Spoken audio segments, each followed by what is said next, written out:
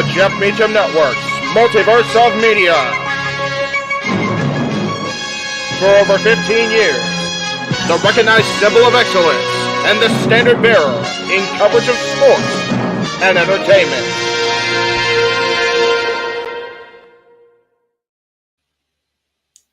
Ladies and gentlemen, my name is Jeff Meacham, but you already know that watching where you're watching. And I am here to proudly serve as a longtime, not only advocate of this man being in the WWE Hall of Fame class of 2024, again, long overdue. It was announced just moments ago across the Associated Press and confirmed by those within WWE. The first inductee in the 2024 Hall of Fame is the wise man, the special counsel, the original hustle in wrestling himself, Paul Heyman. I am joined on screen, much like the Tribe of Extreme was a band of brothers against the world. I am joined by my brothers in the Castilian Studios, the Renegade JJ Williams, Statboy Mike Caldwell. Gentlemen, what a wonderful way to start our Monday morning. We had the final match of the man called Sting last night, and now we awaken to one of his greatest rivals within WCW as leader of the Dangerous Alliance. Paul's in the Hall of Fame. JJ, you wanted to come on here and address the world. And let me, before we get too far here, we are inviting the entire world to join us if they wish.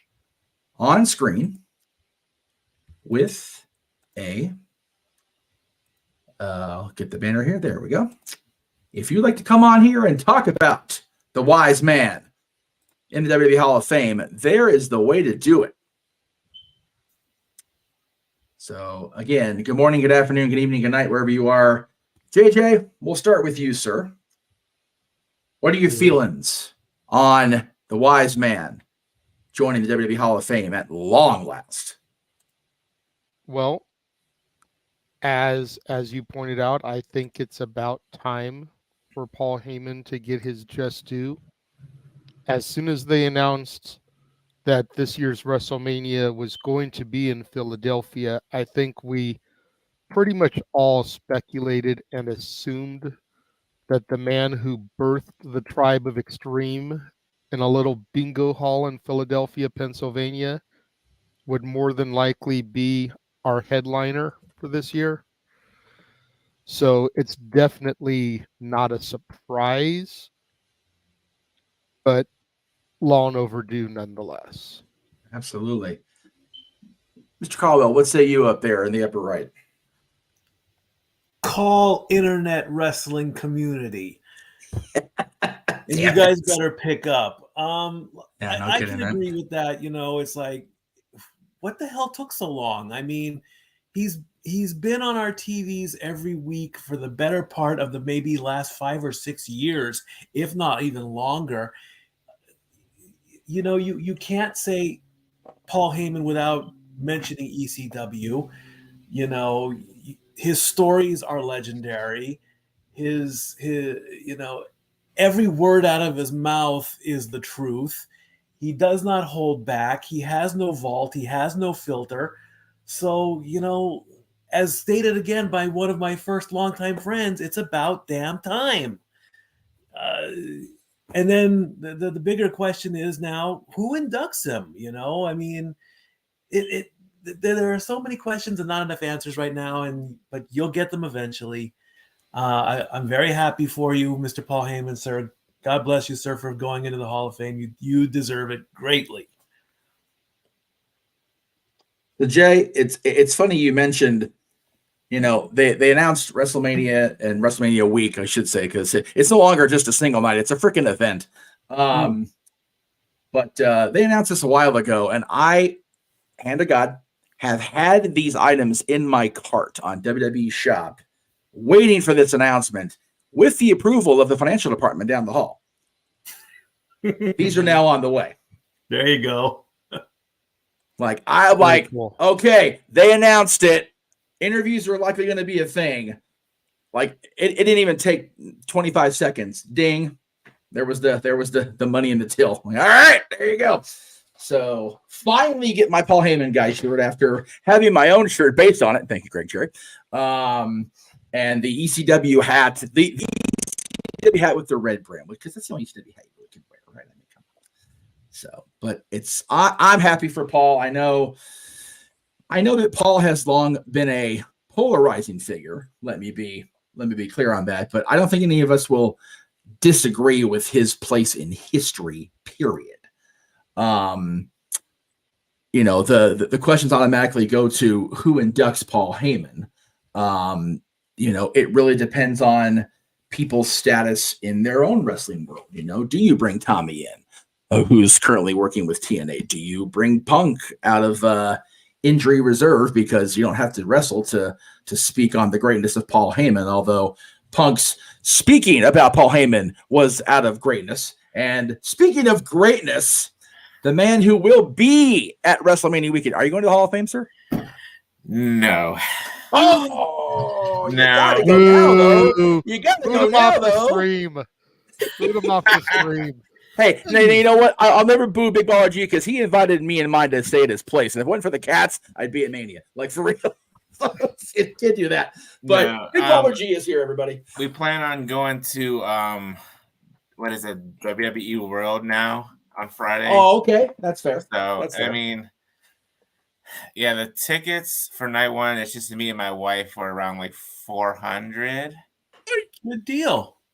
So, I mean, we're going to be sitting like in the 200 section up in the, but you know what? I don't care where I sit. It's Mania. It's the experience. It's Mania. This is your first Mania, yes? Yes. Okay. Well, and then night two, me, my wife, and 3 of my buddies are going to be together watching it. So there you go. We'll see Heyman twice because I think they do the Hall of Fame twice now during Mania, like where they come out. They did that with Undertaker, I think, because it was Undertaker. Right. Okay. Because on the second night only he came out by himself because Right. Okay. But you'll get to see Heyman twice for sure because if Cody accepts this tag match, right, Heyman will be walking in with the Bloodline on night 1 and with Roman on night 2. So well, maybe not night 2 but he'll be there for sure. But it's thoughts overall on Paul. I mean, we've all long touted the greatest Paul. Hell, people will claim forever, and I don't disagree with it, that my managerial approach when I was involved in indies, black hat, trench coat, it's Paul. What say you about the wise man? What say about the wise man? I mean, it's about damn time. It's in Philly. It's just due.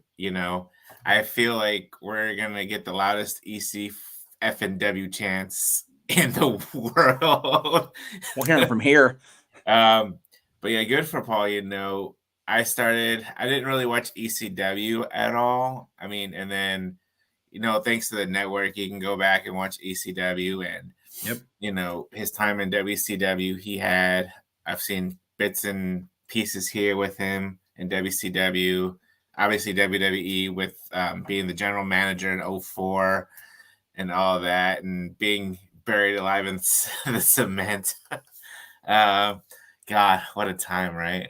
And then, ECW One Night Stand and One Night Stand 2, the shoot promo that he did in 2005, it's just like in the back of my mind. Right. Right. So if it wasn't for Tuesdays, Triple H would be champion, That's right. Dude, that whole segment just and then he said Matt freaking Hardy and the place went ballistic. 3 words he lied. The most over Matt Hardy had ever been. And then prior to that was the most over that was ever. Good point, JJ. Right. Yeah, Matt Hardy wasn't near as over as he was. It's Edge. Yeah. God bless Heyman for that night. And then the brief reintroduction of ECW 2006. We had all that shit, yeah. And now now he's back. He's managed Brock Lesnar for forever. CM Punk a bit. He did Ryback too for a little bit too, didn't he? We don't talk about that. Yeah, well, yeah. I mean, Ryback, Curtis Axel. We don't talk about that. Okay. Portion. Cesaro, yeah. And then obviously, CM freaking Punk. Yes. That was besides Brock Lesnar. Like you said, he's the OG Paul Heyman guy. So good for him. And now he's with Roman Reigns for over 3 years now, almost 4. Yeah. Almost 4. Good for him. So I'm happy for Paul. Very well deserved. Which Jeff, if you check your messages, I just sent you a screenshot. Roman Reigns has retweeted and put the one finger in the air, acknowledging Heyman for the Hall of Fame. Damn right, man. Let me. I will bring that up momentarily. Possibly. There we go. There it is. Oy. Did you guys discuss who might be inducting Heyman? Kind of, sort of. Not yet. Mikey brought up the fact that, that's the next thing to try to figure out. And a couple people in the chat room, saying CM Punk. Someone said Tommy Dreamer. Steve Austin. Yeah. Could be somebody, when you go back, think about the Dangerous Alliance. You think about Heyman bringing Stunning Steve to ECW, which, of course, we got to see kind of the genesis of what would become Stone Cold in WWF. Yeah. You've got Eric Bischoff would be an interesting twist. Right? Especially if you go back and you watch the rise and fall of ECW and listen to the way that Bischoff just crapped all over ECW. Yeah. For him to get up there and have to be the guy to acknowledge Paul Heyman. Right. Speaking of acknowledgement, ding, ding, ding. Roman Reigns could be the guy to do it. Or if you really want to have a full circle moment, how about have the Samoan SWAT team do it? I was going to say have Keith and Sam do it. Like, seriously. Yeah. Just to kind of show how far back he goes with the family. Yes. Because it's something that is often forgotten about in their storytelling. We documented very heavily. Yes, Jeff has made a point to document it on the Multiverse of Media. But it's something that gets left out in WWE storytelling. So have the Samoan SWAT team be the guys to acknowledge it. And in their speech, they can even say that Paul managing them kind of is what put the entirety of the bloodline in motion. And there's the tweet.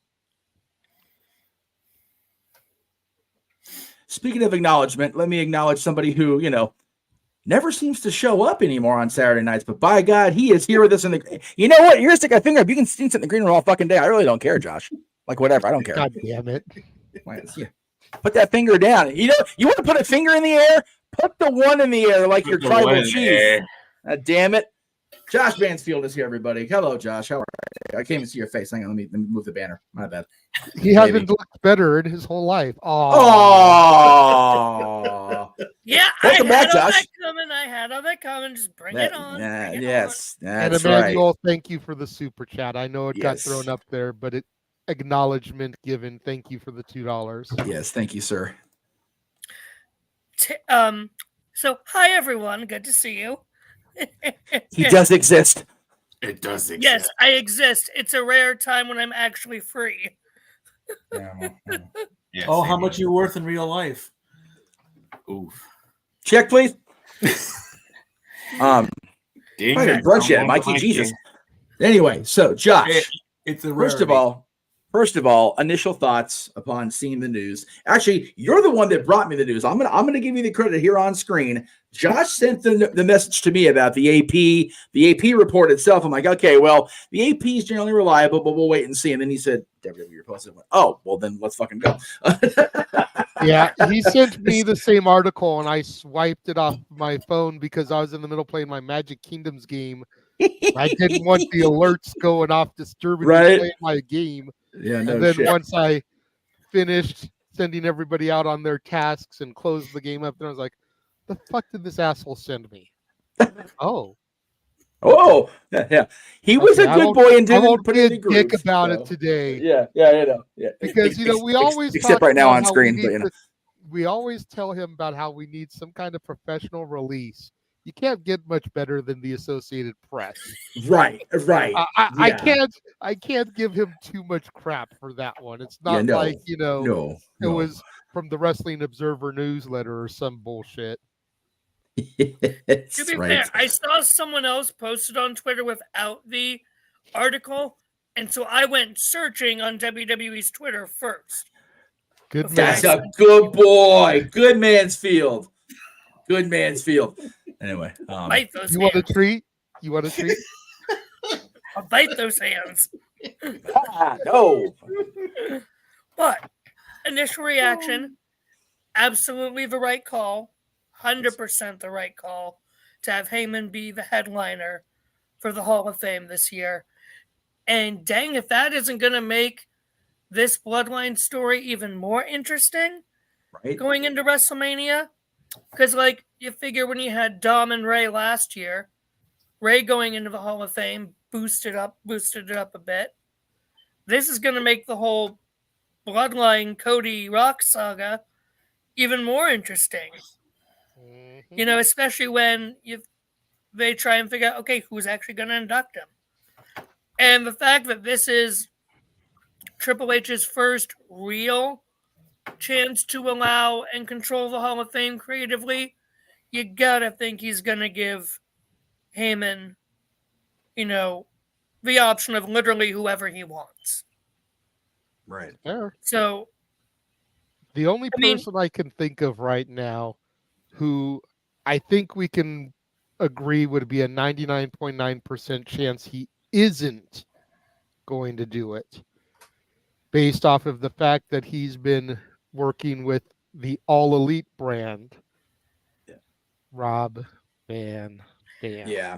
Yeah, no, I can pretty much rule it out.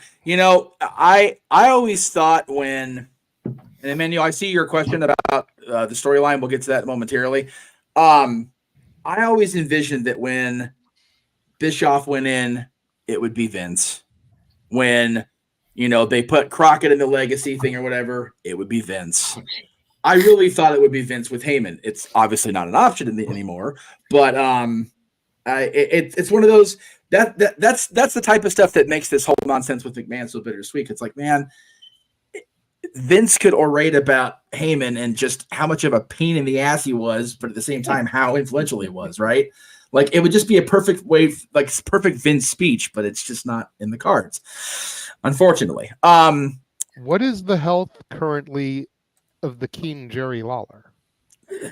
Last I heard, he's getting better. He looked good the last time they showed him on video. He looked good, but JR has said his speech is still very much not up for a speech, if that's what you're leaning toward, Jay.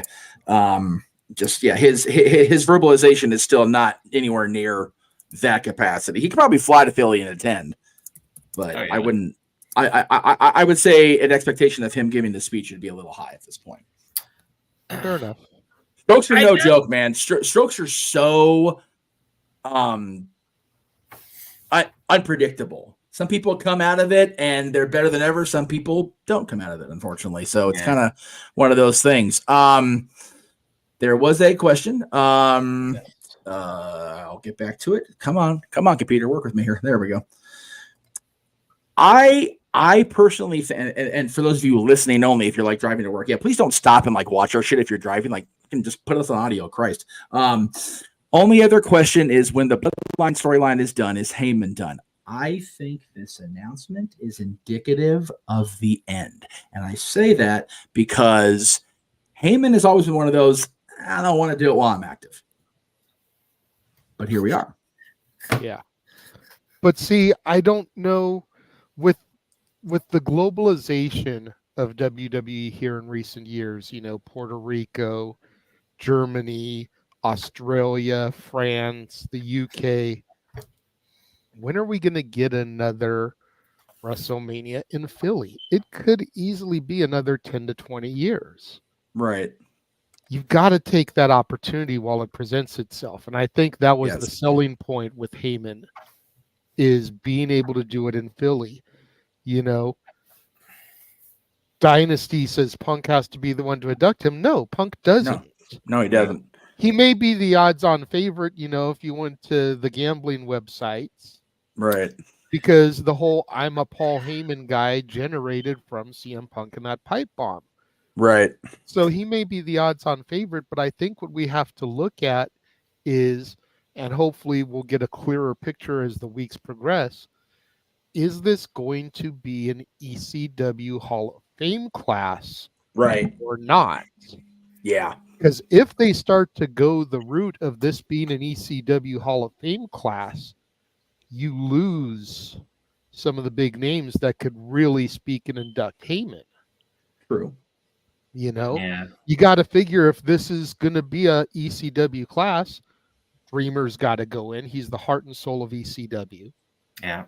Raven, arguably the greatest character ECW ever produced. Yeah. Yeah. The Sandman, there would be no Stone Cold without the Sandman.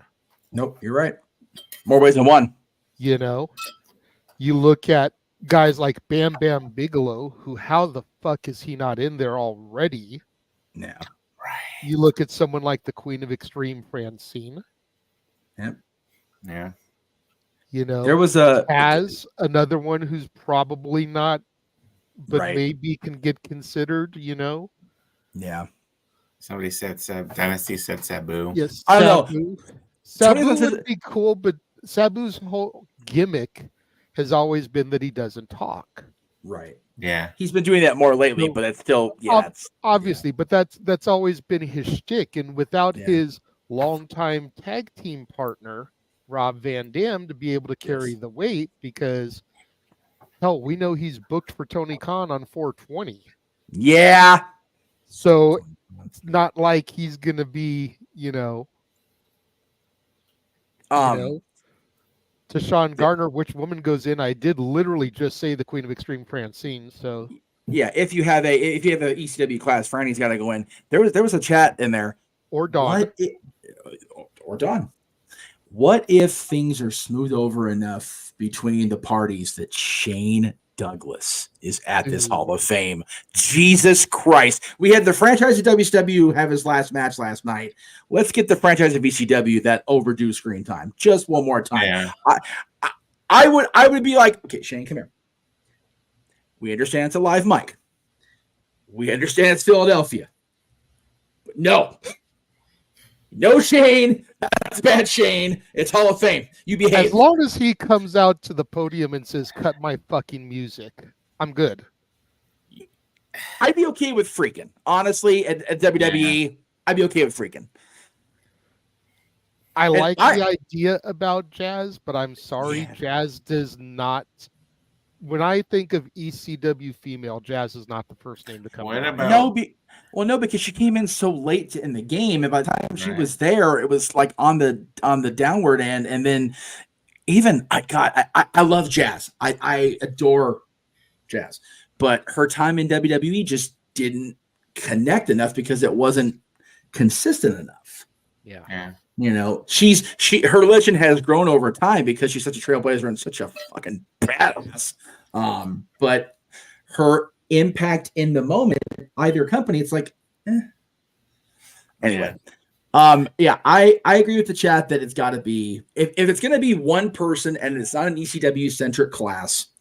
I feel it's either got to be Punk, who can orate like no other. But if we're going to go old school ECW, let Joey Styles go out there and do his thing as only Joey Styles has ever been able to do. If I may, two things. One, again, we don't know if this is going to be an ECW centered class or not. No, we don't know. We have no idea yet. That I think will be determined by whoever the next inductee is after Heyman. What he said. This is exactly what I said, but you were off camera. Sorry. Yeah, I was getting my Taco Bell. But I actually want to bring up a possibility that Emmanuel said in a super chat, Taker. Yeah. Because if you really look at, apart from, William Moody was Taker's technical first manager, But for real manager to really start working with Mean Mark Callis in WCW, the man who really actually got him into WWE was Paulie Dangerously. Oh, that's very true. The history there is just, and you'd think if 2020, 2021 wasn't a thing, and they would have had inductors for those classes, Taker would have inducted Kane. To see Taker induct Paulie, that would take that to a whole new level. I hear you, but if Undertaker didn't induct Paul Bearer, why would he induct Paul Heyman? Because back then, Taker was still in Deadman character. Since 2020, when it's been the whole, holy trendy of Taker things of badass Deadman Mark Calloway, we've seen more Mark Calloway now. I get Jeff's point. Undertaker was very adamant about not going out on camera at the Hall of Fame because he didn't want to take away from it. Because Undertaker, wherever he would be, would take away from anything. But he did come out and do the come here. Did come out and do the thing, after his son's left stage and everything. But I think Mark Calloway coming out and inducting Heyman would be okay, but I would still prefer the others we've mentioned. I wouldn't mind Undertaker ever. Never mind Undertaker on my screen ever. But there's another one in the chat that I want to bring up. Talk about live mic danger. Well. I don't know about Joel Gertner with a live mic, but he's much more tempered than Shane Douglas has ever been. So maybe they gave Scott Steiner a live mic last year. That's fair. That's funny. Speaking of Joel, he was just at I didn't get a chance to meet him, but he was at the MCW Fan Jam last month. How's he looking these days? The same. He's still wearing that. He's still wearing that neck brace. Damn it! And Blue Freaking one of the longest injuries ever. Seriously, they give the Ace Orton shit right there with Orton's arm brace. So I have yes, sir. I have two things. So nobody mentioned those damn Dudleys. Yeah. It's funny. I was going through X and Bully had reposted it saying, your Hall of Fame ring is going to be in FedEx. Shit. And your tracking number is ... That was so. That's funny. Not enough numbers, Paul. And then I don't know if she had enough time in ECW, but I don't know how much of an impact for if they do a ECW type of class is Beulah. Oh, Beulah definitely deserves it. God, man, she damn near gave her life for that company more than once. Beulah deserves it, but I think if you're only putting one woman in to define ECW, it's got to be Francine. Oh, it has to be She's Francine. the queen of extreme for a reason. Right. And I saw somebody in a private chat. I've been going back and forth to no DQ chats because I put the link in there too. Mm-hmm. What about Todd Gordon? I thought about Todd. Yeah. Or is the whole stigma, still there with him? No, because you know what? He was on Paul's DVD. I know. So, and he was in a lot of the Rise and Fall book versions. Not definitely the DVD version. He wasn't a part of that, but he was in the book version quite a bit. God, there's so many what ifs. I mean, God, if Eddie Gilbert was still alive, if Dusty was still alive, and if Cody wasn't in the Bloodline storyline against Paul, God, let Cody just have a segment for as long as they want to talk about Paul, because Cody could, or the Rhodes family could, expand on Paul. There again, that's the greatness of Paul Heyman. There are so many lives that his influence has touched that hell, any one of us could put together a 15-minute induction speech and not be winded. It would just be so, and again, the people in the wrestling media, if WWE were to reach out to them, Bill Apter is mentioned in the chat room, and Bill Apter, that scrawny little shit Heyman cost me that photo, just things like that. There's so many different avenues of wrestling that Paul Heyman has been involved with, or even, influenced or touched or whatever, that the possibilities for inductors are endless with him. And that's what's great about Paul. Just the fact that if you look back in the post Attitude Era of WWE champions, Heyman's managed a good chunk of them. Yeah. Lesnar, Big Show, Kurt Angle, CM Punk, Brock Lesnar, Roman Reigns. And if you look at that legendary, the SmackDown 6 and what they're doing these days, Kurt Angle, Hall of Famer, Adam Copeland still doing his thing, Rey Mysterio still doing his thing. The Guerreros heavily influential even in today's wrestling. You look at Chavo's work in on Iron Claw. There are just endless possibilities, and I love that, man. I love that. I'd like to know what more stories can be told, because the two classic ones that I always love, obviously, 15-year-old Heyman driving Freddie Blassie down the streets of New York after Blassie can't drive. If you know, you know. Yeah. And the going backstage, getting the picture of that iconic picture that he took, and then here comes one of Vince's trusted executives and thanks Paul by giving him the handshake with the $50 bill. Yep. That's an amazing story right there. To have your first payment given to you by an executive with you just having a camera that you bought with your bar mitzvah money to make a career out of yourself. Hey, man, literally. It's genius. Genius level 9,000. I'm sorry. I gotta hashtag that one too, because that's just crazy, If Heyman's anything like with what we've been seeing with Taker and his one dead man shows, there are lots of stories to still come out. Oh, sure.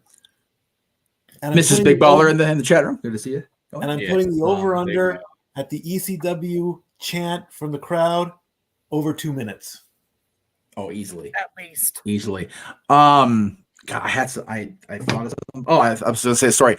Hell, Heyman's first major wrestling hustle is the greatest story for me. How he got wind of Mr. McMahon Sr.'s Vince Sr. I hate using Senior. It's a different middle name. Vincent J. McMahon. I'm going to start trying that and see if I can get that to roll off my tongue enough. Vincent J. McMahon would dine at, Ben Bennigan's Steakhouse, after the shows at the Garden, and Paul got wind of this, and he hustled, and he called the Capital Wrestling Corporation, and, said that he, Mr. McMahon had, granted him a press pass from Square Garden after he saw him at Ben Bennigan's, and he got in the Garden with that bullshit as a photographer. And he was in, and that was it. And then he did the same thing going down to the Carolinas and sitting in the production meeting. And what are you doing here? No, I understand. What are you doing in this production meeting? This is American Dream, Dusty Rhodes. I'm here to learn from you. All right, baby. I'm going to keep genius and go ahead and sit in the back. We'll do a thing. Fucking bullshit. Completely hustle. Dude, I've been working on Dusty for years. The top tier is more than aware of my love for Dusty Rhodes at this point in the game.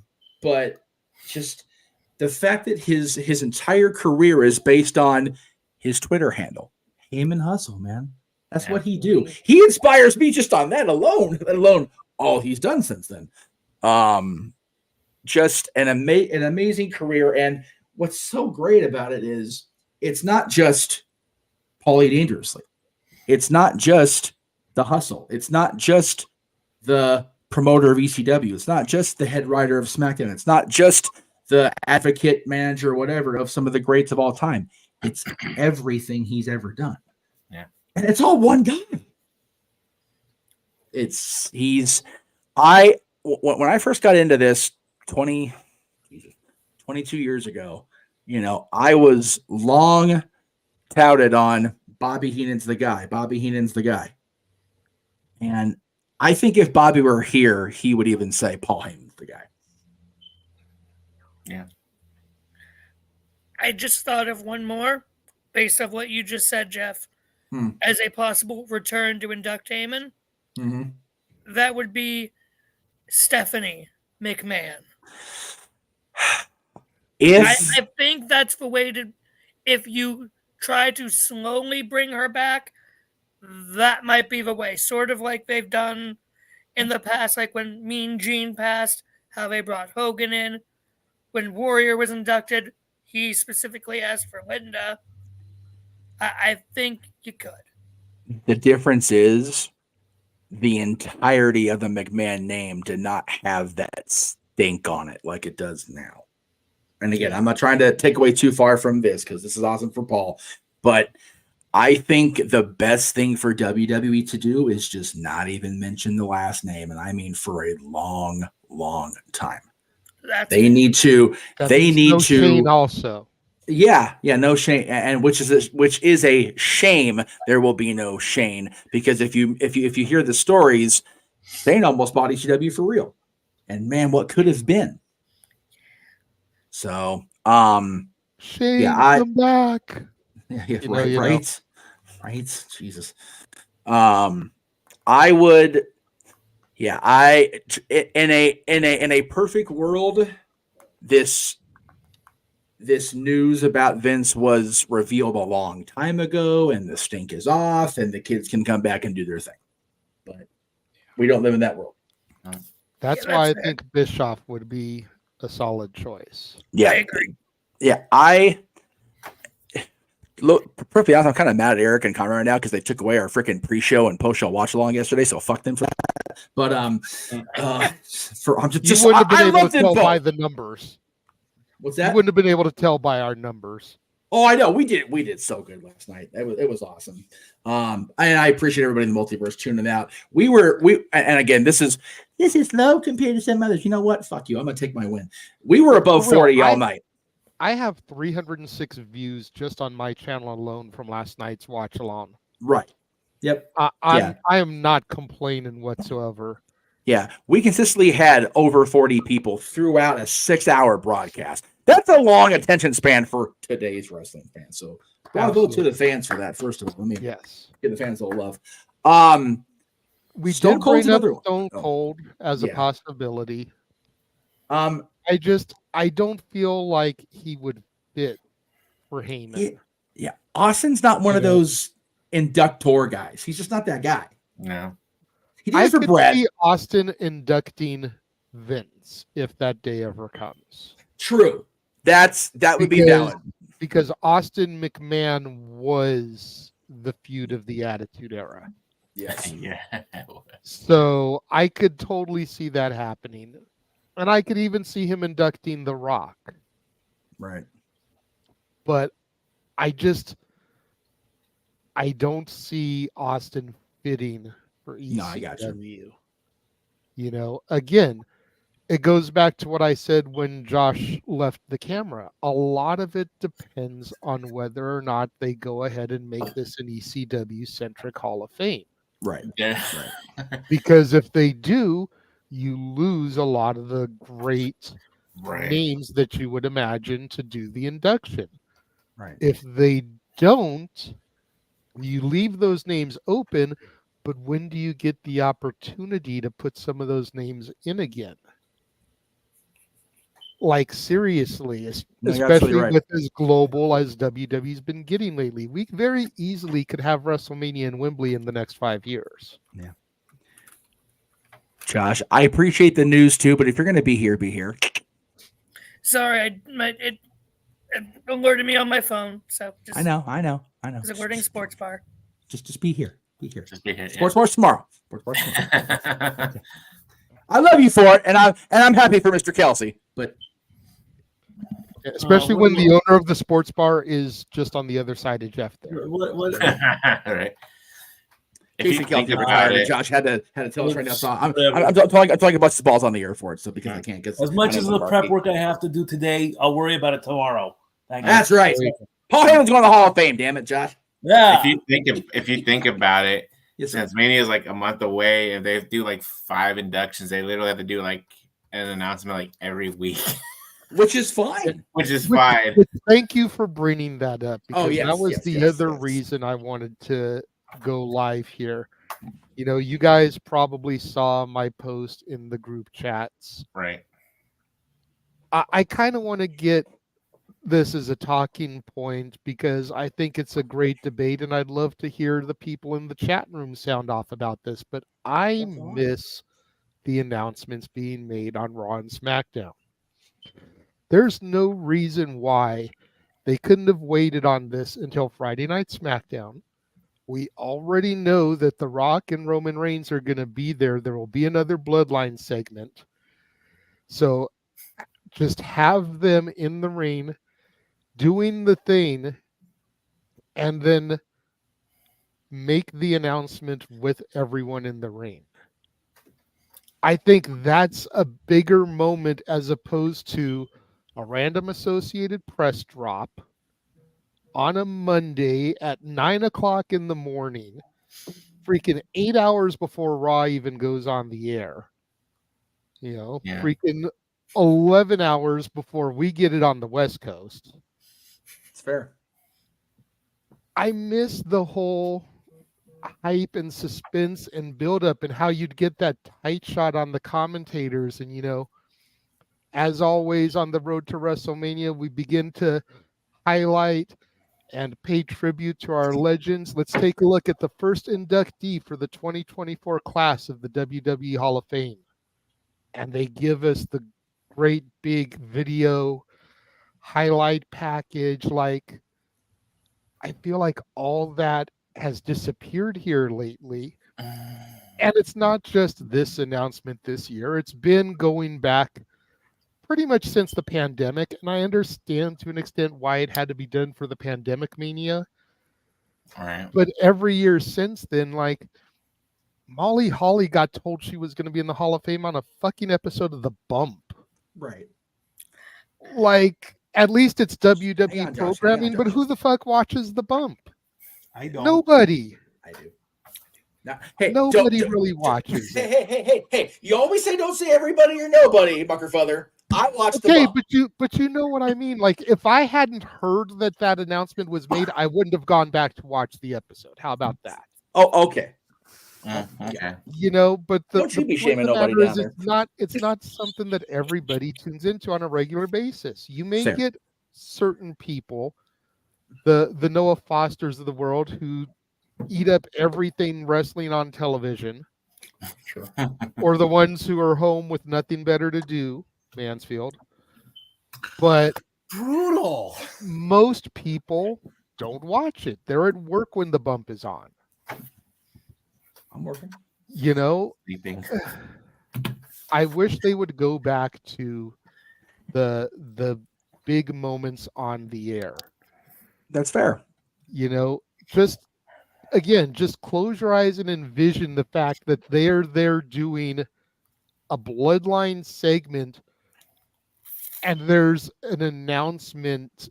You know, Michael Cole comes out, or Corey Graves gets on the house mic and starts to make the announcement about the first Hall of Fame, and you get Roman Reigns like, are you really interrupting your tribal chief for this?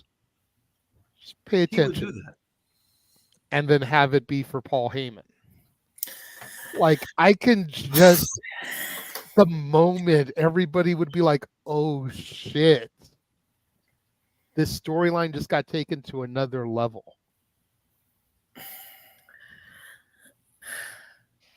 Hang on, Josh. I'm going first. Okay. Yes. Thank you. All right. So I agree that I miss those moments too. I do. But I will disagree with your reasoning because of the reasons you gave for your reasoning. WWE, if nothing else, is about branding. It's about plugging every damn piece of content, media, whatever they have. Gee, I wonder how that feels, how we have to do that on the regular, right? Nobody watches The Bump. They will if they have an announcement like this. Nobody watches the other shit. They will if they do hit announcements like this. God damn, these TV shows are too long. If they would do less segments.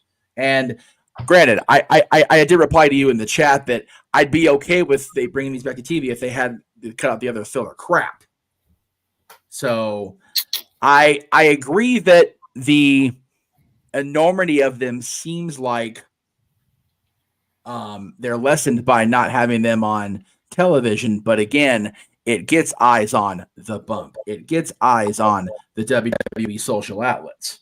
So that is my opinion. I don't know. I don't work for WWE, and I probably won't because reasons. But the intent to expand the brand, eyes on the brand, is there. And there's another point that Walter's making in the chat about, they're trying very hard to get those folks that are still on the fence about being a Cody Crybaby or a Bloodline follower to get the Bloodline to be the heels. You put Paul in the Hall of Fame as an announcement in front of crowds, they're going to pop, and they're going to pop positive for it. They're going to pop anyways. Now that the announcement has been made, I would almost be willing to bet you money there's going to be signs at Raw tonight about Heyman Hall of Fame. Oh, sure. And when they do show it, because they're still going to make the announcement, it was reported earlier today via the Associated Press. Right. There's still going to be a pop for it. Well, there will, but it won't be failure. No, because it won't be directly involved in the segment itself. That's the key. So then when he comes out on Friday, he's still going to get popped. So then he'll come out there. Failure. No, I appreciate the acknowledgement, but you and I both know it's long overdue. Let's move on from that, shall we? And then he goes into Roman Reigns butt kissing, as he do.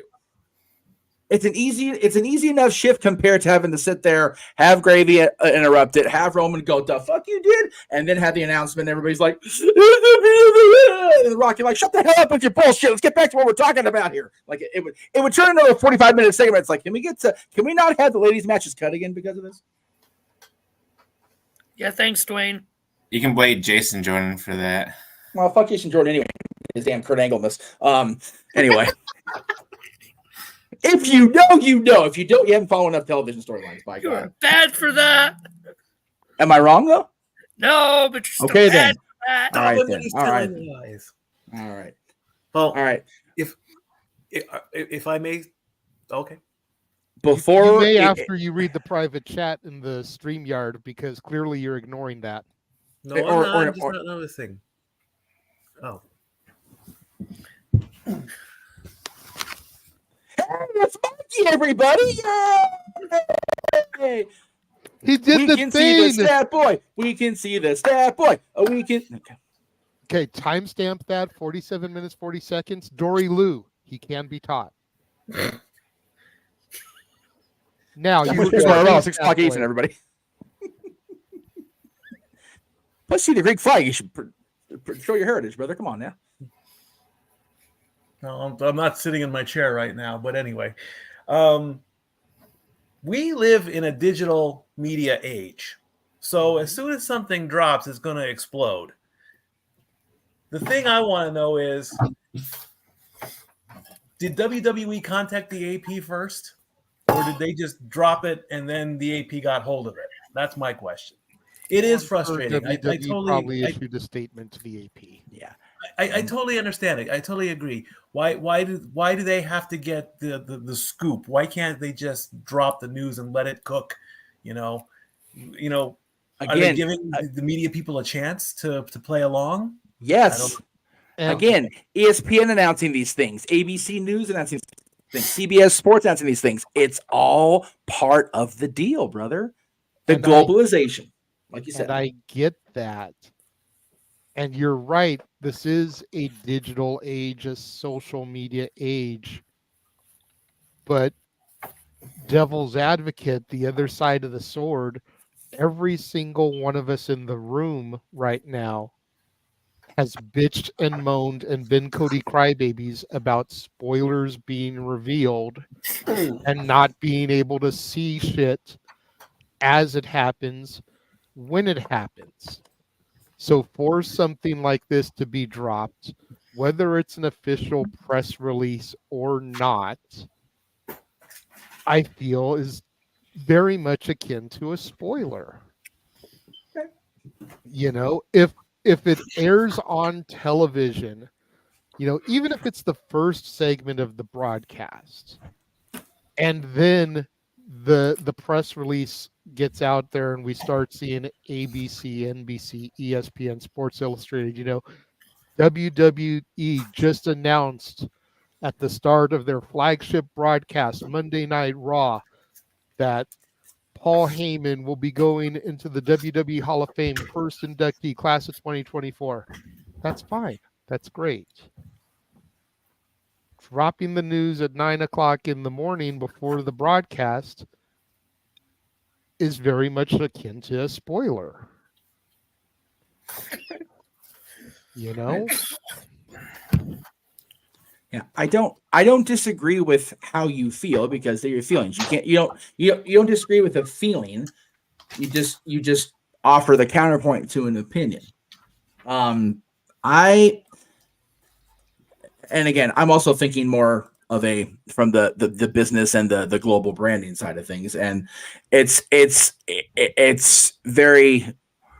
I find it more challenging to think as a fan these days, just because I've got so many, things going back and forth. But I do see your point and acknowledge your point, as I wear my tribal chief shirt. I just don't necessarily agree with it. Look at you throwing my hand up. Good boy. Good boy. He's learning, Jay. They're both, dude. Mikey and Josh showed a thing of learning on the same show. We better call it quits now while we're ahead. Fuck. For real. And then he does that. I mean, he is eating on the camera, so you know. Okay, yeah, but he's trying to be discreet about it. He's not TJS in it, so there is that. Yeah. Woo!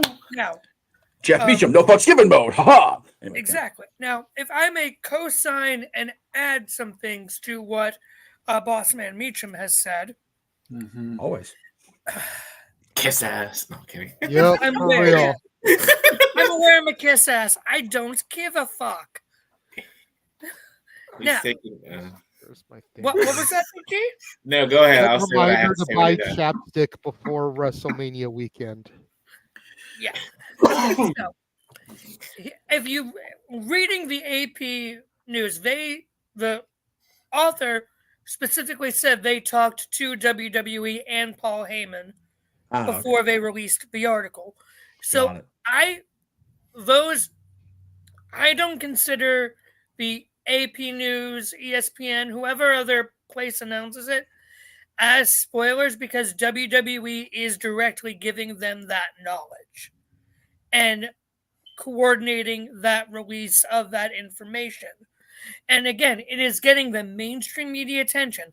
This is AP, for fuck's sake. Giving the first inductee of the WWE Hall of Fame. That is huge.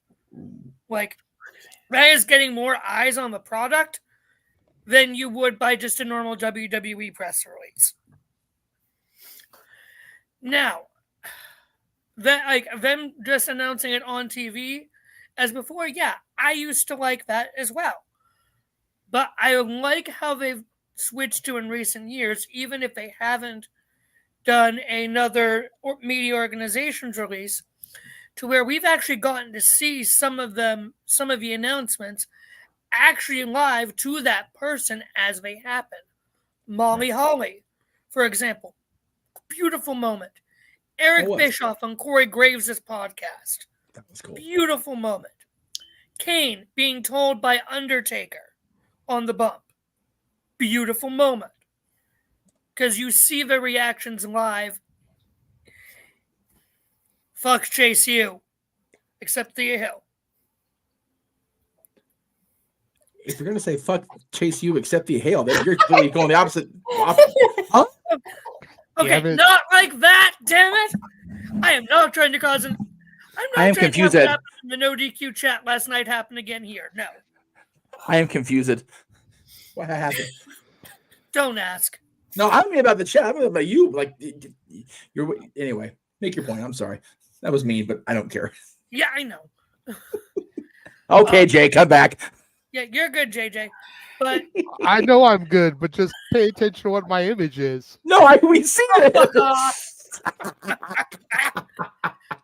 I feel like getting that mainstream knowledge and getting more eyes on the product before the show is a smarter way to go than just playing the video package that night on Raw or SmackDown.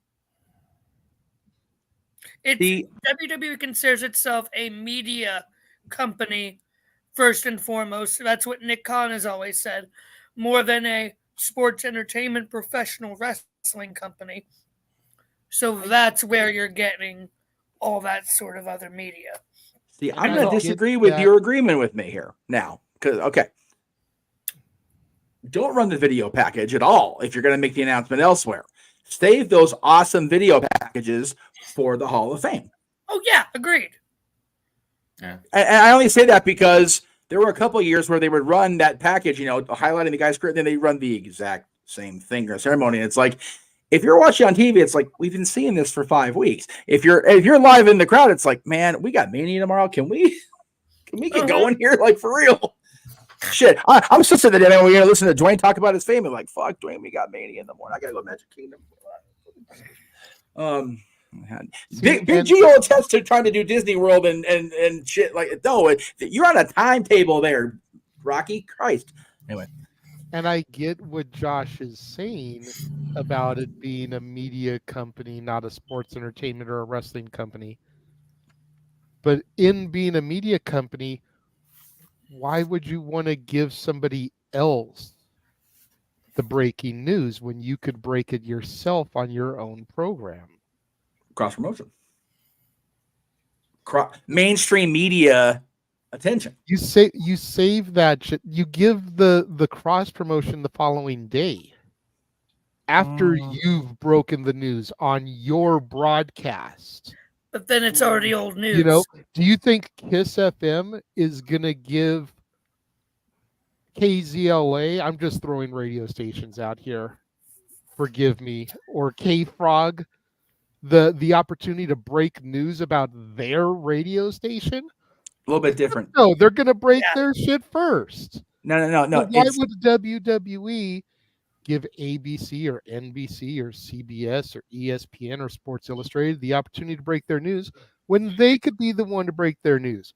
It would be different if WWE didn't have a fucking television show. Because they've got their own. Hang on, Josh. Hang on, Josh. Broadcasts every week that they can break it on.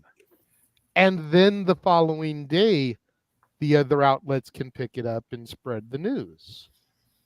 I think the comparison is misguided only because it's not a competitive radio station breaking the news about another competitive radio station. It's not AEW and Tony Khan breaking WWE news. It's not the NWA putting down the Coke line and breaking WWE news. It's not that it's WWE releasing their news to actual substantial news outlets, TMZ, CBS Sports, AP, things like that. That is WWE continuing to expand their approach to mainstream media, which they had for a decent amount of in the 80s with Hogan. They had a lot of it negative, unfortunately, during the Attitude Era. This era of WWE, we've all talked about how much more globally aware people are of WWE, especially in this year since the merger went down with UFC to form TKO under Endeavor.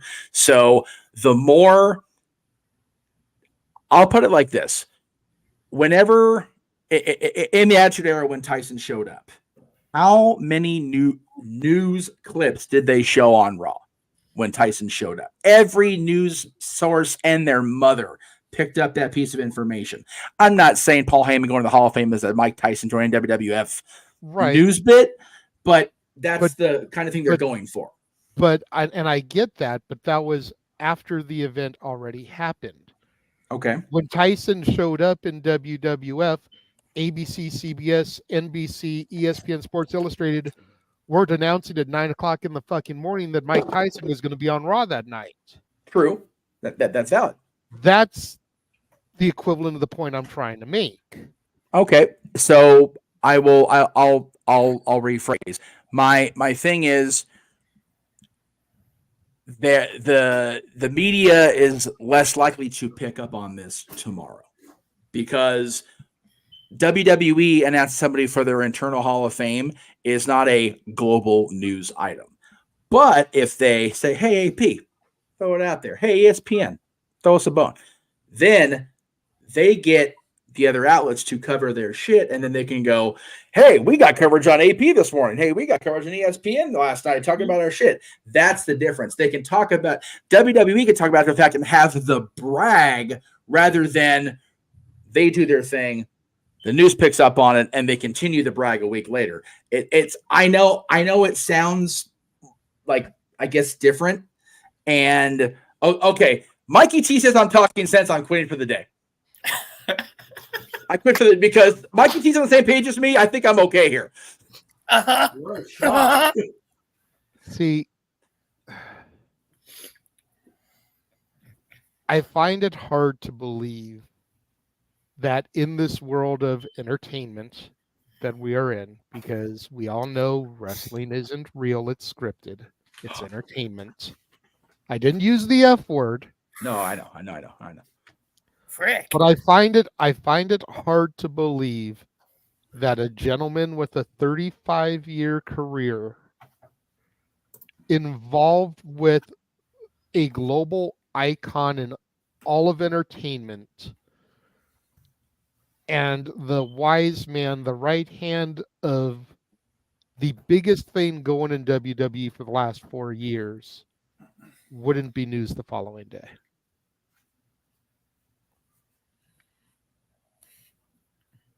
And again, it will be. I'm not saying it. I'm not. It will be news tomorrow. I think you're trying to. And again, this is me more asking or assuming, and you know what happens when you assume. I think you're trying to apply Attitude Era approaches to modern day WWE, and it's not the same thing anymore. Attitude Era, they couldn't get news attention to, about as easy as spanking their own ass with both hands trying to get attention. Now the attention's already there. ESPN's been covering WWE for a few years now. The other news outlets are covering them. So if they make the announcement, the breaking news on their own broadcast, then ESPN will still cover it tomorrow. But here's the thing. If they do it that way, how many more eyeballs does that get on the product tonight? Right. Instead of how they're doing it right now. Yeah, I'll give you another possible example. When William Regal eventually goes into the Hall of Fame, I will freaking bet you it is the BBC that is going to break it for Regal. Right. Makes sense. Yeah, Regal having it through, BBC News or, some sort of outlet over there in England is the way to go. Mm-hmm.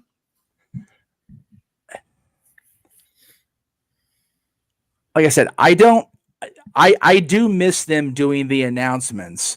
I just think that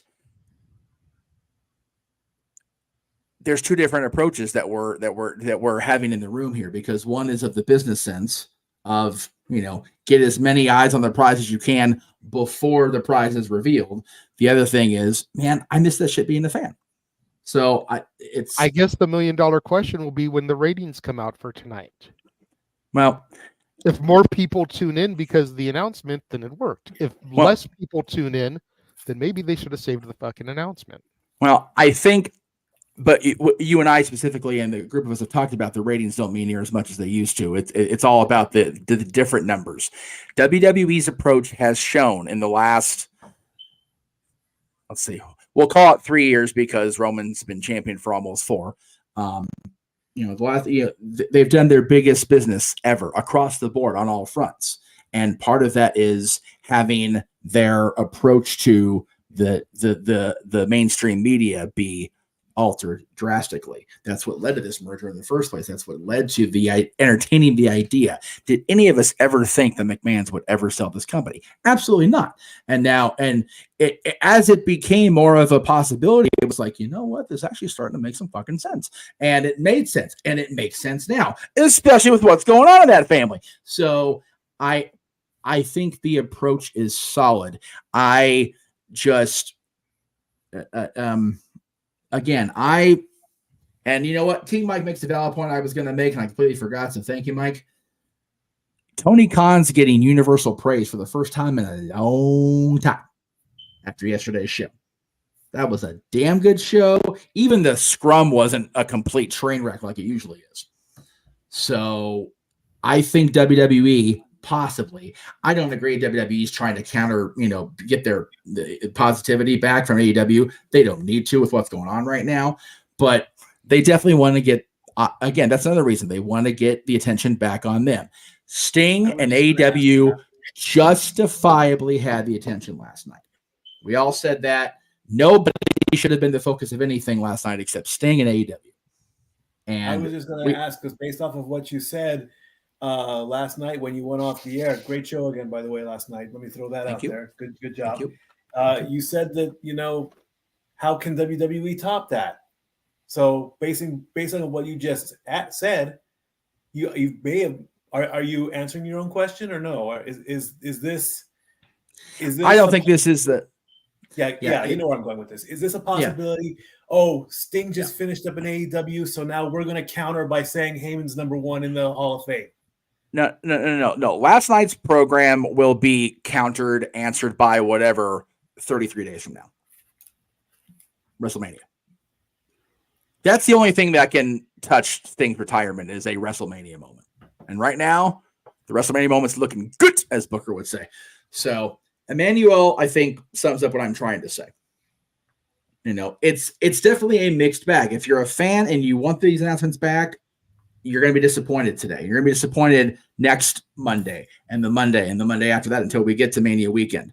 If you're in the business, you want that business to have expanded views. So it's a pro and con thing. And I'm glad you brought it up. It was a talkable moment like you thought. So I'm glad it was brought up.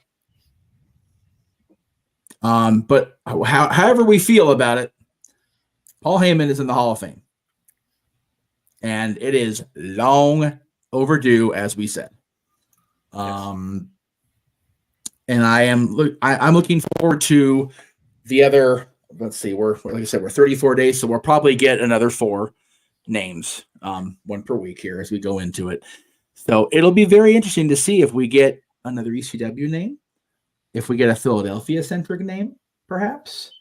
Yeah, that was the other thing I was thinking about. Is like, as far as the women go, the only other woman I could think of, outside of going Francine ECW related, would be to finally do Sable. Yeah.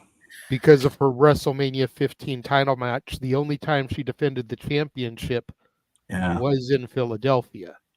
Josh, I see your face. I know where you're going. I see your face. I can imagine where you're going. But the last time I checked, Sable wasn't some jacked up dude named Brock Lesnar.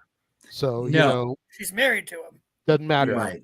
Well, unfortunately, Jay, it does. It does. Because has Brock Lesnar been found guilty of anything? No. Has Vince? So no. Why should Sable have to suffer? It's not about. Hang on, you guys. It's not about Sable suffering. It's about the WWE trying to keep their distance from everything involved with that right now, including Brock. Unfortunately, Brock's off the video game. Brock's out of WrestleMania storylines. Whether any of us think Sable deserves it or not, unfortunately, Rena's tied to it. It is what it is.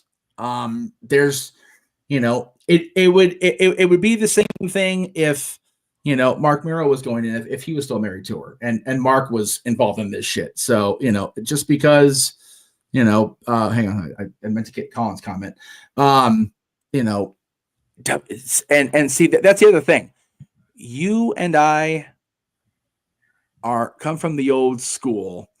Catherine, I'll get to your comment in a second because I vehemently disagree with the worthiness of Sable. She is worthy, but we'll get there in a second. Let me make my point here. WWE is so much more conscious of their own self than they ever have been. You think about when Sable was even there. This wouldn't even been a thing. It would have been pushed under the rug, which apparently it was for many years, and they trudged along. It's a completely different WWE now. as long as this haze is hanging over everybody in wrestling, not just WWE, they're going to avoid it like the plague. It's unfortunate for Sable. It's unfortunate for Brock, whether he's, actively guilty of this or not. I'll even say it's unfortunate for the Laurinaitis' family, because it's not their fault either, right? Or Vince McMahon's children and grandchildren. Not their fault either. But as long as this is hanging over the business, they're going to avoid it like yesterday's garbage. That's the unfortunate thing about Sable. However, so here's where I have an issue with this, because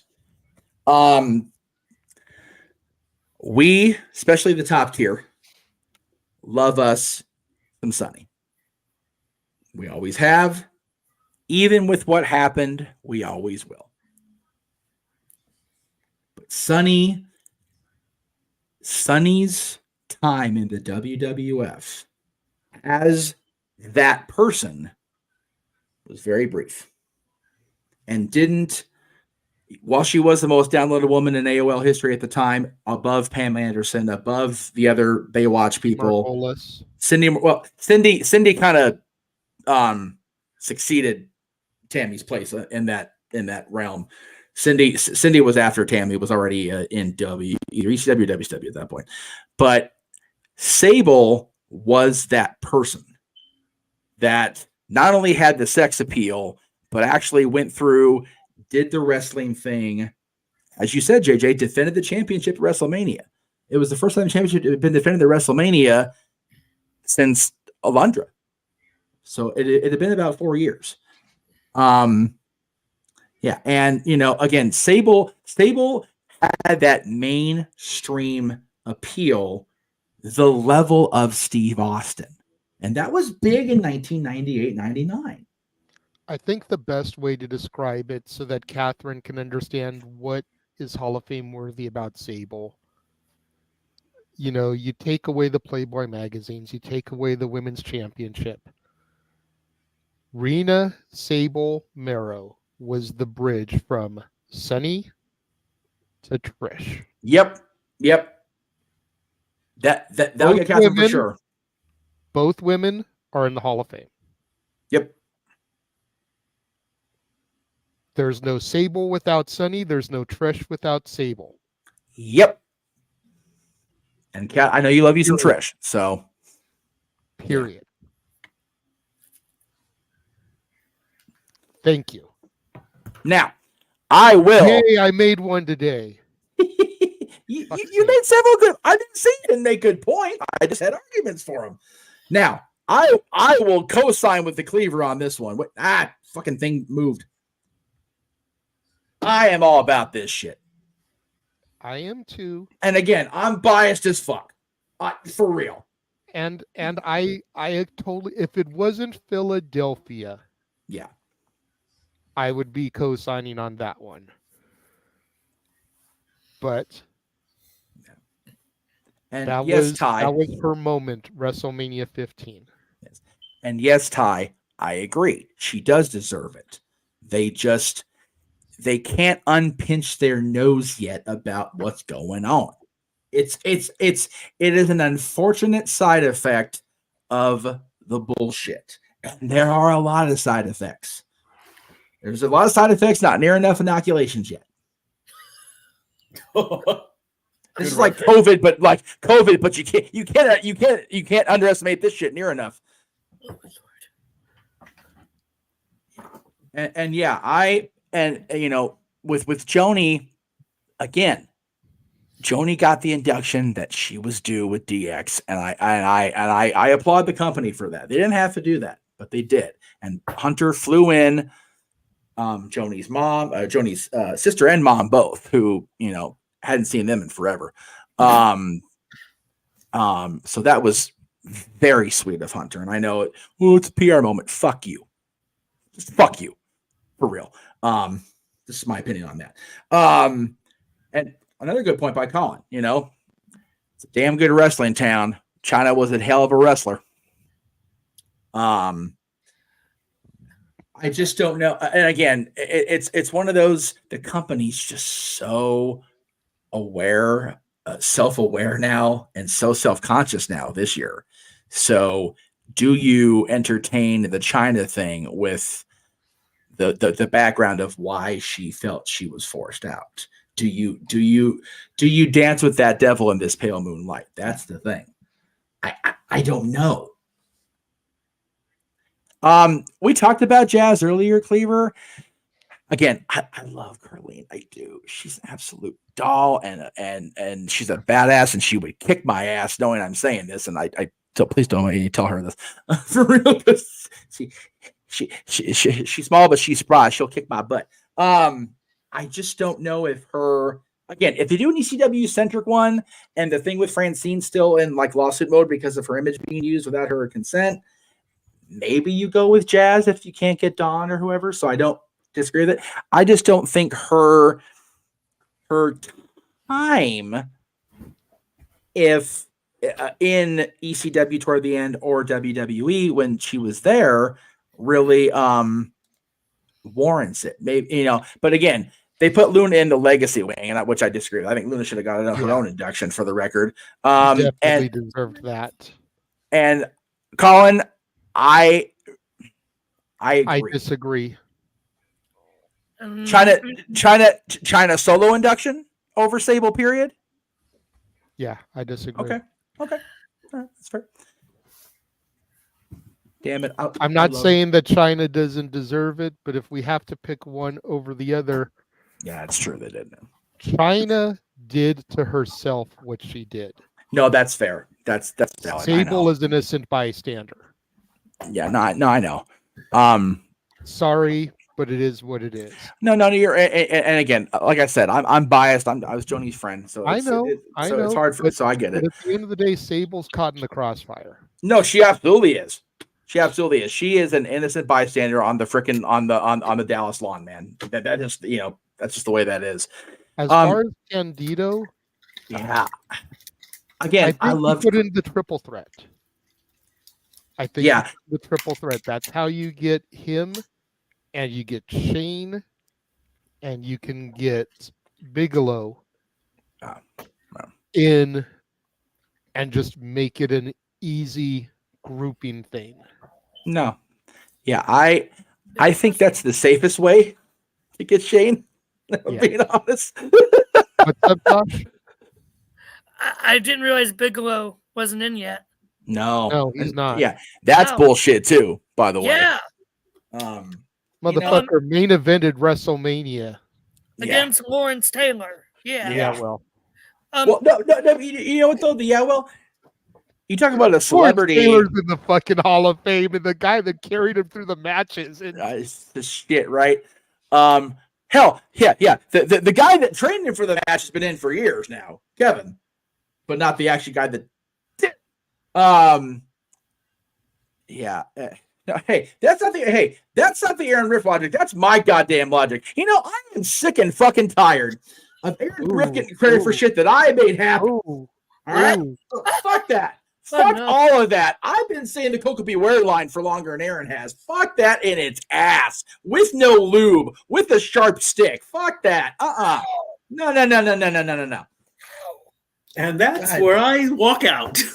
I think that was the premise of One Night in China, but I digress. Whoa! Damn it, JJ! See you tomorrow. I had another point to make, but no, I don't even know if I want to try and make the point. You, Jeff. Since points are already apparently happening. Points on the board, survey says. Good answer. Okay.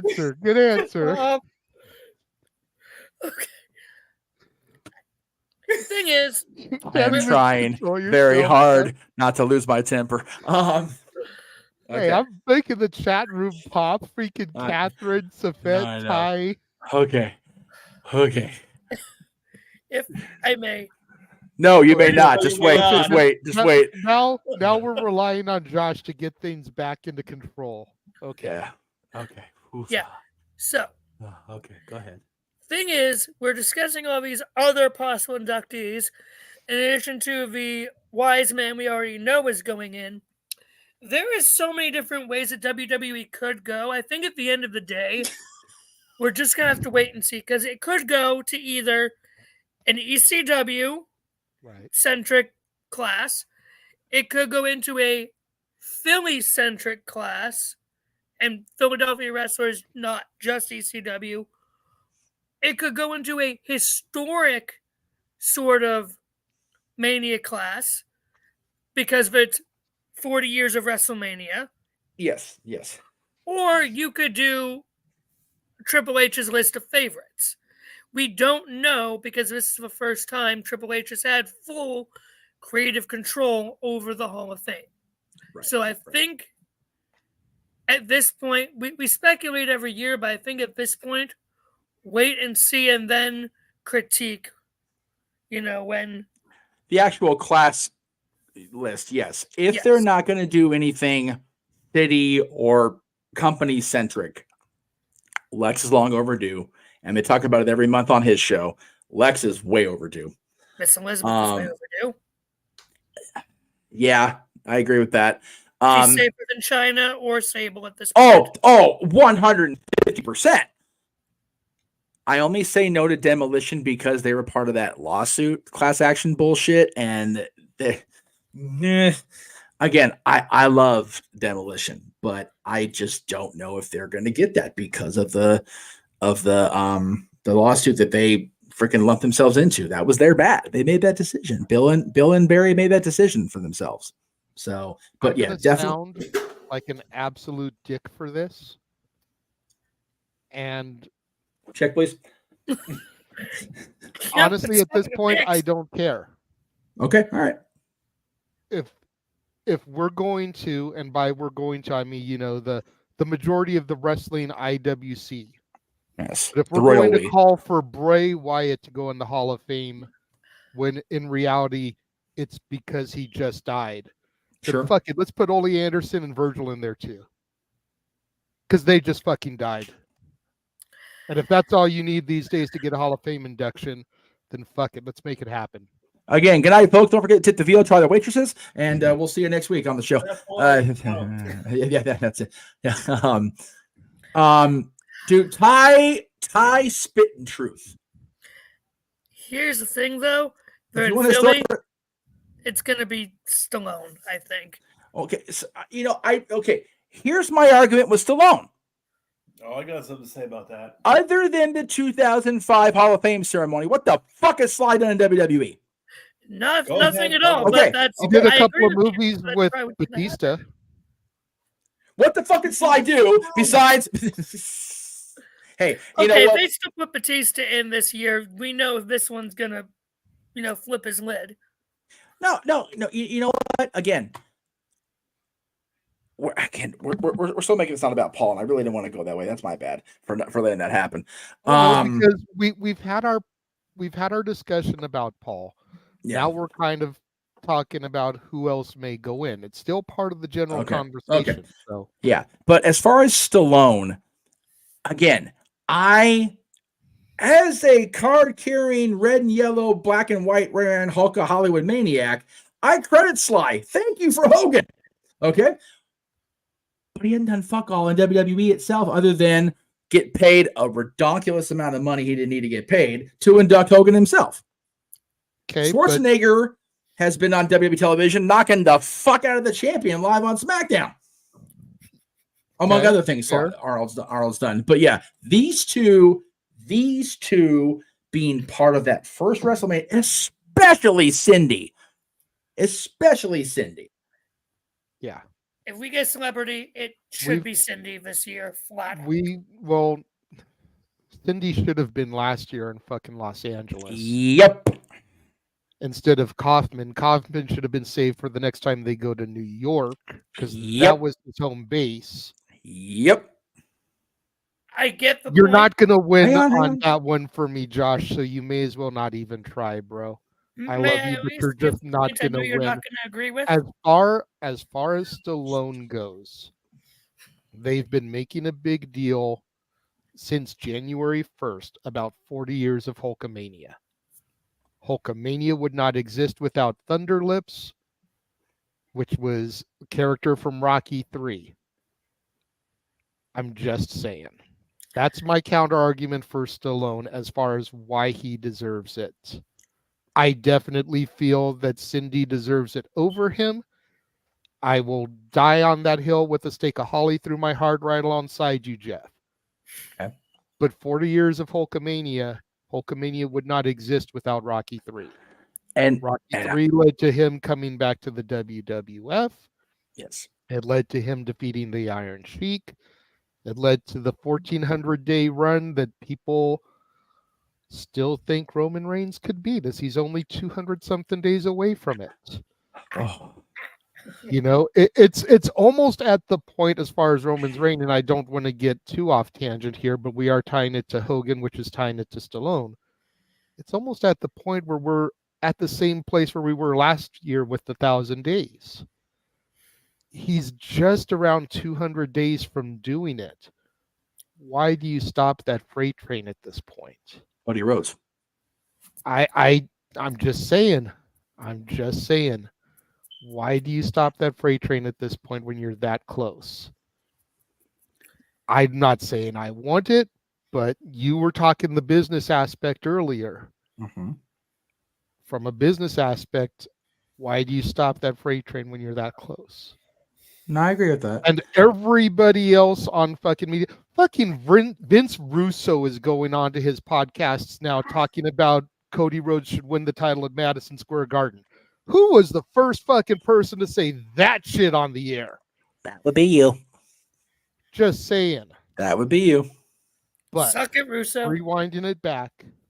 Oh, suck it, Russo. Without Stop Rocky that. 3, without Rocky 3 and Thunderlips, there's arguably no Hulkamania.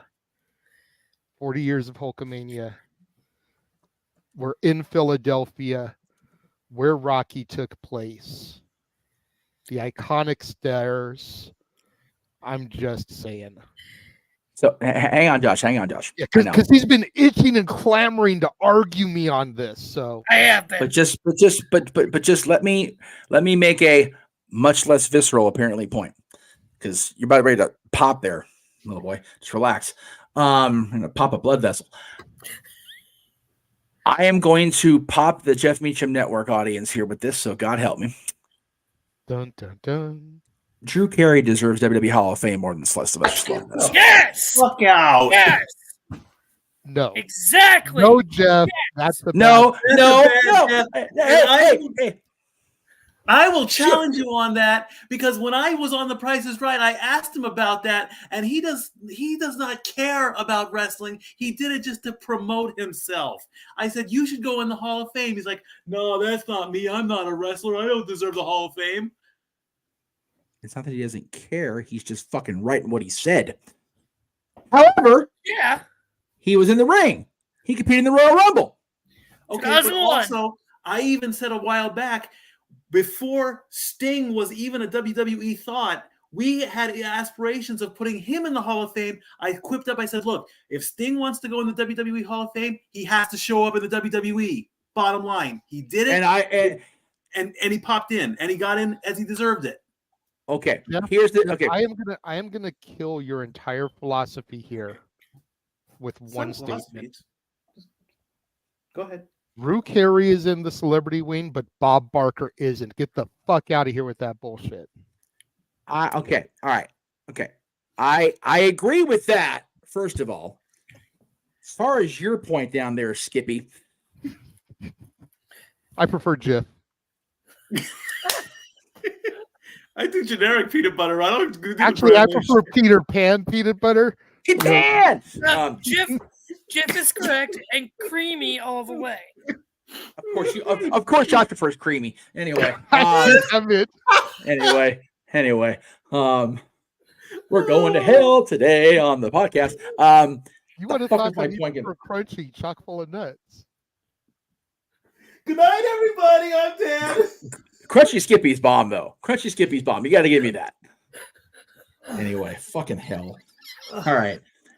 The point was made about Drew Carey over. So it's an actual wrestler name. Forgive me. I forgot who it was.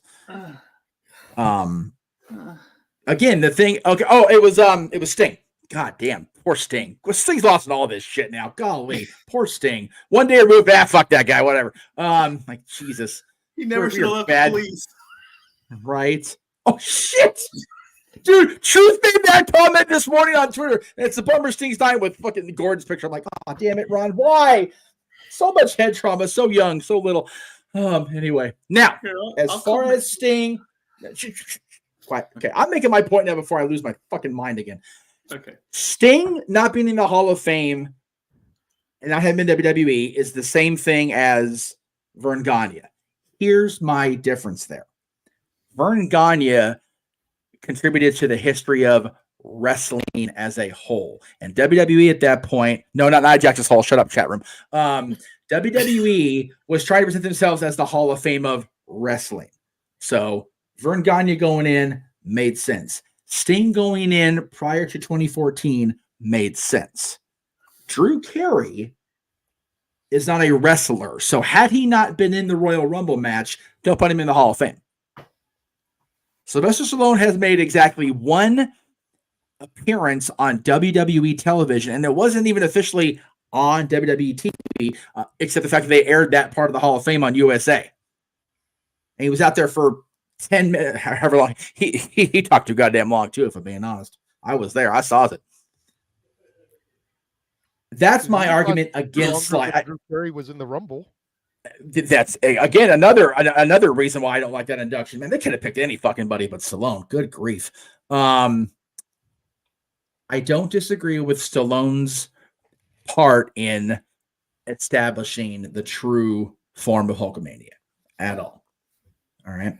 But if they're only going to do Stallone because they happen to be in Philly and they can have the moment with the steps, okay, like I'll buy into it. I'll enjoy it because I honestly want to do that one day if I don't freaking die on the way up to the museum. But anyway. I think the other thing as far as Stallone goes, and while granted he hasn't done anything really on WWE television in a WWE ring, I will concede that aspect. Mm-hmm. Hulk Hogan notwithstanding, Jesse Ventura and his film career, largely due to Stallone and Schwarzenegger both. Mm-hmm. Stallone over the top with Terry Funk. Okay. You know, Stallone has worked with a lot of WWE Hall of Famers in his career. Very true. Some of them he gave breaks to. Some of them were already established when he worked with them, a la his parts at Guardians of the Galaxy with Batista. Right. Yeah. Stallone has done quite a bit of work with WWE talent over the years and helped to make them shine in his movies. That is valid. I just don't. You cited Jesse. You know, Jesse was going to go to the Hall of Fame whether he made Predator or not. That's fair. That's fair. But I'm speaking on Stallone's credentials. No, right. But and I cited Arnold because he's done WWE TV before, like actively been involved in shit. So that was my argument with Arnold over Sly. But celebrity wing, yes. God, first of all, Bob Barker's the best guest host of Raw. Period. End of sentence. He won a Slammy Award for it. Price's Raw was fucking gold, and he should have been in the Hall of Fame. Again, I think that was after Drew got inducted. It may have been. No, it was after that. So talk about somebody that deserved a Hall of Fame, even a celebrity induction before they passed. Jesus Christ, Bob Barker. But for me, celebrity, I understand why Sly, and again, unlike my son's mother, I love me some Sylvester Stallone. It's one of the few things her and I will agree to disagree because I get her points on it. I think they're a little outdated at this point, but I understand what. But I understand why she feels the way she does. I'm not going to argue with it because there's far more things I can argue with that bitch on anyway. However, hashtag IYKYK. Level 9,000. 30-something days, bitch. Anyway, now That's right. I want Give to a be shit. like you when I grow up, Jeff. No, you don't. No, you don't. It's sad and lonely and bitter. Except with Dylan Chair. Then it's freaking great. 50 years? Got it. All right. Anyway. Oh, sweet Nicholas. Anyway. Oh, that's right. It was after the Trump thing. Okay, well, whatever. Sorry, I saw the private chat. But yeah, I agree that if they're not going to do anything specific, Luger, Elizabeth, some sort of valid celebrity would be nice. If you're going to go with a tag team and you can't go Demolition because they're part of the lawsuit thing, just trying to think Philadelphia, and I mean the Dudley's already in. If you can find Perry Saturn again, the Eliminators, although John's since passed, pretty sure New Jack and Mustafa both passed, so you can't do the gangsters in non-posthumous mode. Well, I love Jerome Young, but yeah. do you really want to give him a live WWE microphone? Well, maybe now. So safer now. Posthumous might be the good time to put the gangsters in. I don't think you want to give either one of them. Yeah, probably not. Yeah, probably not. And I don't think Triple H is going to pay for the licensing rights to have Natural Born Killers play as they come to the stage. Well, unfortunately, New Jack died in 2001 or 2021. It's like we know that, Mike. Yes, good stat boy. We know. I thought he was still alive. I didn't know he was dead. We talked about it on the show, I think. We did a live stream about it. Yeah. Heyman did a tribute on Smack Talk. Well, I forgot about that was okay? I'm getting old. What do you expect? We know. Too much of that damn freaking creamy Jif out down there. Muddling your brain. Public Enemy is a decent shout. Public Enemy is in all three major companies. Again, if they're going to do an ECW Hall of Fame class, Public Enemy definitely deserves it, man. I let me Mikey bounce. He's done. No, I didn't. Get something. Oh, okay. Yeah. Rocky and Johnny, I think, would definitely be possibilities. Scorpio. Yeah, Scorpio. Again, Scorpio's long overdue. You know, he'll need an extended wing for reasons I can't say on air because we're already past the point of that anyway. But the Impact players. Ooh, yeah, Justin and Lance would be good. I'd be okay with that. And Jason, the sexiest man alive, and you get Don that way. That's fair. That's fair. Man, I can be serious for a moment. Seeing Jason Knight on WWF TV as a jobber back in the 90s is hilarious as fuck, dude. Y'all, so this shit's on YouTube. The old Superstars and Challenge episodes are on YouTube. Like, Jason Knight is all over those things as a freaking handsome talent. It is funnier than Glenn Ruth is on there. It's like, I know who that is. Like, God damn it, really? Freaking, it's so funny. Anyway, headbangers. If you're not going to do a specific theme, headbangers. Yes, sir. So, back just to finish the Cyndi Lauper thing to piss JJ off. Here we go. Here's the thing of why, if there that's is right. You're going to argue with that. That's right. It should be this year. Again, you think LA, Hollywood, yeah, that's fine. But this is 40 years of WrestleMania. The Rock and Wrestling connection, and Cindy's involvement in that. WrestleMania 40 just makes sense in that way. I get it. She should have gone in long ago. WrestleMania 29 would have been the perfect year, or WrestleMania 30. But I think have been the good year for it because New York, New Jersey. Yeah, it was. It was all that far away. So, but I think this year doesn't make sense. Definitely over Sylvester Stallone. In terms of what. Because as Jeff was just going to what the Hall of Fame class could look like, Heyman, Dreamer, for a tag team or a stable, there is the possibility of at least inducting 3 members of the Radicals. Again, I know Well, no. I only say no, and I know you want to make the point, but I avoid any possibility of talking about anything like that. Fair enough. The news that's broken the last 12 months is Benoit style company derailing. Fair enough. Okay. I just felt like that would have been safer than. I do think Dean and Perry deserve it. Absolutely. And I don't think they get in without a stable thing, as awesome as they both were. Mm-hmm. But again, like there's just so many reasons not to yet. Yeah. For a and you can't even go WCW and do the Revolution because you're again hitched to the Benoit train. Right. Yeah. Which that one would kind of make sense too, even though it was a WCW stable, because all of them were ex-ECW. The franchise: Shane Douglas, Perry Saturn, Benoit, and Malenko. Yeah, there are safer ways to get Shane Douglas and Perry Saturn and Dean Malenko in a overdue Hall of Fame induction. All three of those guys. Now, my female inductee is actually going to be different than what we've all been saying, because I think she is very much due.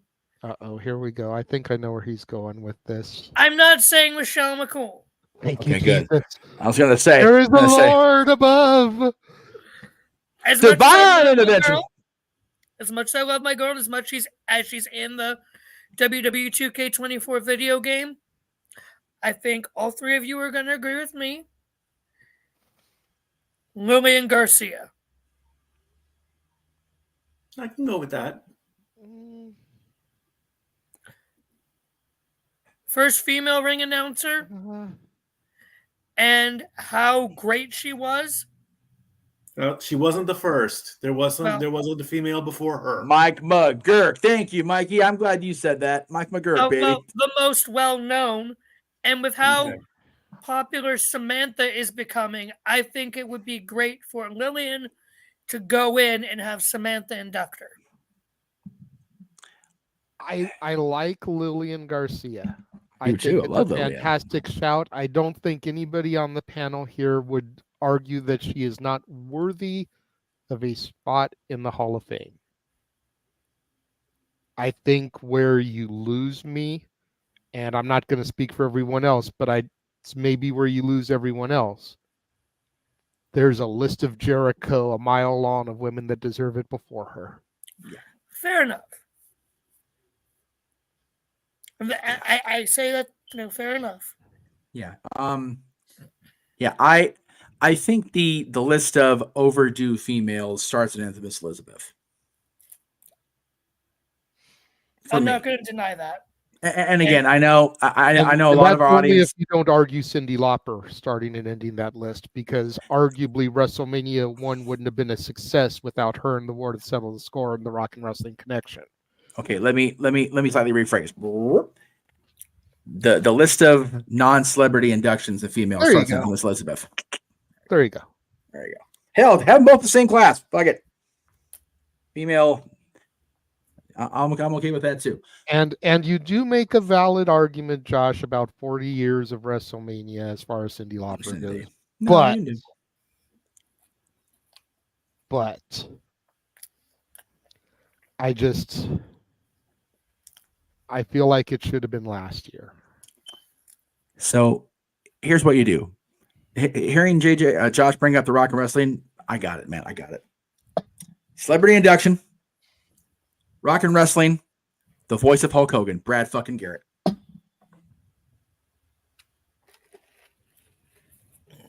Who? There go the tumbleweeds and the crickets. There they go. You're right. Who? Tumbleweed. Good night, everybody. I'm done. Do you know who Brad Garrett is at all? Seriously? No. You fucking fetus. Good night. I love you. Hey, hang on. Have you ever heard the show Everybody Loves Raymond? Oh yeah. Okay, the brother, the big tall guy. Okay, yeah. That's Brad Garrett. Okay. He voiced Hulk Hogan on the Rock and Wrestling cartoon. Believe it or not. Okay. He can be. There's hope. Thank you. Okay. Shut up, Mikey. And I'm sorry, but if we want to go celebrities, If we want I was just making a ha with Brad, really, but you know. But here I'm gonna see you and I'm gonna raise you. Oh, if we want to go celebrities and we want to go 40 years of Hulkamania, how about Rick fucking Derringer? Who? Ooh. The guy who's seen Real American. Oh, okay. See, I need context besides down and it hurts inside. You wouldn't know that anyway, because apparently Hulk Hogan hasn't done anything for the wrestling business. God damn. Shut the fuck up, John. I'm just saying. So I'm changing up my chips. I'm going to the cashier. I'm out. I love you all. Stat Boy out. Later. I've been on here for an hour and we've only just used that video. That's fair. That just shows what a good boy you've been today. We are an hour and 45 minutes in and you just got that. Well, I was going to click the other one for me earlier, but... Who is Brad Garrett? Who is Rick Derringer in a span of a 60-second clip? And Mikey, as far as you here, for fuck's sake, Mikey! Now I can retire in peace. I need to go anyway, to be honest with you. So, okay. All right. Well, we had a far more lively discussion than I thought we would. Thank you, everybody, for that's right. Rick fucking Derringer. That's right. That's who it is. It's not Hogan's theme song. It's Rick fucking Derringer. And by the way, he also did the theme for Demolition, for what it's worth. Yes. And Here comes the axe. Here comes the smasher. That's right. Demolition. Walking disaster. Now you might actually be able to hear us do those songs in full on Wrestling Karaoke coming up March 30th on Open Mic Night. And we have been told in the chat this morning that show will begin with Noah Foster doing the man call Sting, because in all euphoria about Sting last night, we forgot. So, we did. You know what, though? I've never been happier to forget about something, because that was such a goddamn good show. It was. Not like this train wreck. It was still fun today, but it's very much a train wreck compared to yesterday. All right. So, for Big Baller G, who popped in for quite a while this morning. I was happy to see G. It was good to see, man. For the melter of the multiverse himself, Mansfield. Greg's not here, Brad B, but thank you for playing along. Thank you for joining us. If you're broadcasting on his channel, he may not have known. So. Well, we are, but it's okay. And yes, Catherine, it's always a joy to go off the rails with you, and we appreciate you acknowledging the error of your ways in understanding the validity of Sable with the connection to Trish, because everybody loves Trish Stratus. If you don't love Trish Stratus, you get the hell out of my room. That's as simple as that. We listen to Trish Stratus. And last night was all about hashtag thank you, Steen, but we cannot forget hashtag thank you, Trish. Yes. Dude, she's going to be here in May. We got to get out to Ontario. Got to see Trish and Lita and Joe. Dude, we got to get Samoa Joe to see my pink keychain just because it exists now. But anyway, thank you guys very much for Stat Boy, for the melter of the multiverse himself, Josh Mansfield, for bringing the news to us in the first place, and for his cough, and for his Skippy peanut butter, creamy and chunky. For the Renegade JJ Williams.